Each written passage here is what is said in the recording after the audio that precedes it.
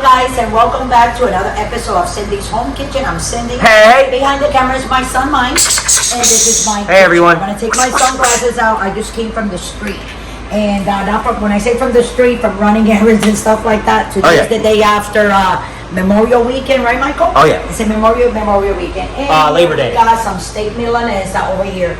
That is good to make pepper steak, which I have made many times for you guys. But I just wanted to give you a little tip. Like when you get this, you can go like this and put one piece on top of another. This is a very good steak for a pepper steak. And you go like this and you roll it. Yeah?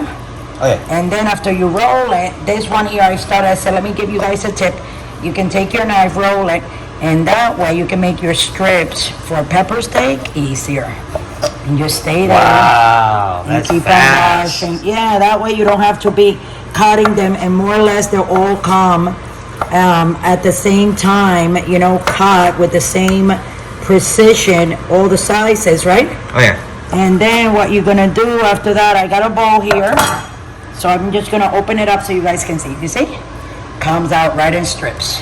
So I just wanted to give you that little tip from me to you, from Cindy's Home Kitchen. So I hope this is good for you. Maybe you guys can use it in anything that you guys want to do or prepare for your family and friends, okay?